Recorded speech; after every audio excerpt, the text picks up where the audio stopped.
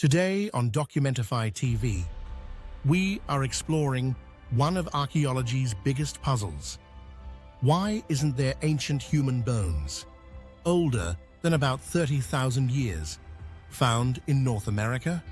While humans existed in other parts of the world long before this, the record of human presence here is notably scarce, and scientists are eager to uncover why.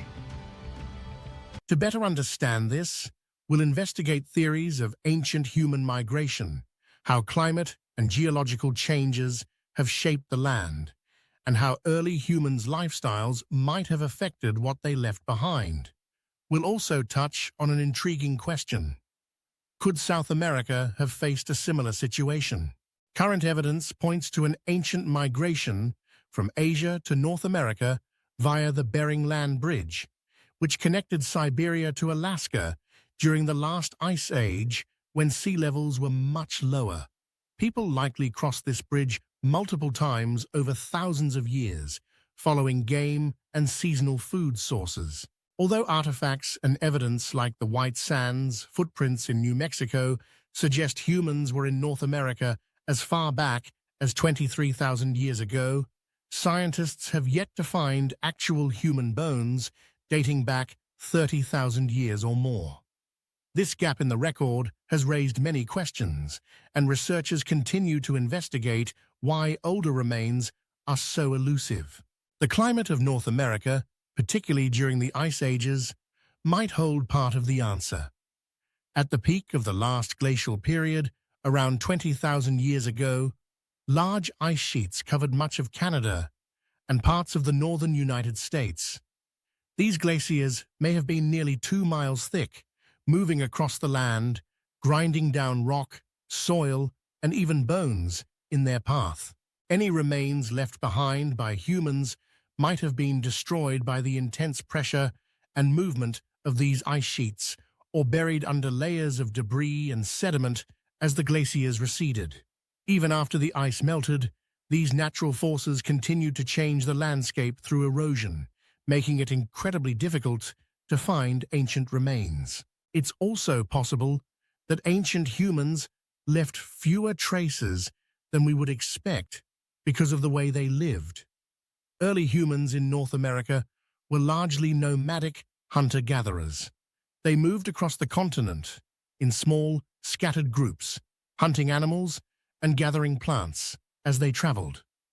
This lifestyle left little evidence in any one location, unlike the remains of later, settled farming communities that often included structured burial sites. Ancient people may have practiced forms of burial that don't preserve well over time, like placing bodies in rivers, or they may not have had consistent burial customs at all. With no fixed grave sites, human remains would have been more vulnerable to natural decay or disturbance by animals. The natural process of decomposition itself also plays a role. Human bones are organic, and in the right conditions, they break down relatively quickly. In humid or wet environments, bones can deteriorate within a few years. In dry climates, they might last longer, but tens of thousands of years would be a long stretch. Fossilization, the process that can preserve bones for millions of years, requires very specific conditions, usually involving mineral-rich water or soil, which wasn't common in ancient North America. Even under ideal conditions, fossilization takes many thousands of years. So if the conditions weren't just right, the bones would simply decay and disappear. Then there's the matter of finding what remains, if anything, still exists. The vastness of North America makes searching for ancient remains incredibly difficult. In places like Europe and Africa, archaeological sites are more densely packed and often easier to reach. In North America, by contrast, researchers are dealing with huge areas that may have only been sparsely populated by ancient people. Sites where remains might be preserved are not only spread out, but often lie beneath layers of soil or sediment deposited over thousands of years. This makes locating human bones from ancient times even more challenging. But could a similar situation be occurring in South America? In some ways, yes. The earliest known archaeological evidence in South America, like in North America, points to a human presence at least 15,000 years ago, though many scientists believe people arrived much earlier. Yet, like their northern counterparts, early South Americans also faced challenging conditions that would make preservation of bones over tens of thousands of years unlikely. In many parts of South America, the environment is highly variable, ranging from humid rainforests that rapidly break down organic material to high-altitude areas where bone could better survive. But populations may have been sparse. Moreover, recent discoveries in places like Monteverde, Chile, suggest humans may have been present in South America at least 18,000 years ago, and potentially longer. While these findings include tools, plant remains, and traces of habitation, no ancient human bones from this time have been recovered.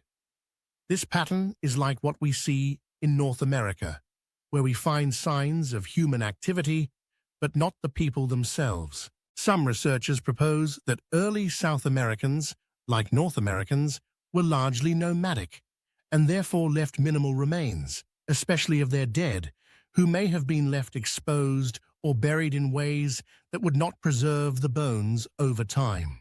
In both North and South America, the combined factors of harsh environmental conditions, a nomadic lifestyle, and natural decomposition likely contribute to the lack of ancient human bones. Each new artifact, footprint, or tool adds another piece to the story, helping scientists slowly piece together the early human history of these continents. As researchers continue to apply new technologies like ground-penetrating radar and advanced DNA analysis, there's hope that one day they might stumble upon the kind of preserved remains that could reveal more about the earliest humans in the Americas. If we do find those bones, they'll open a new chapter in our understanding of human history, giving us invaluable insights into the lives, migrations, and adaptations of those who came before us. That's it for today, folks. See you next time, right here on Documentify TV.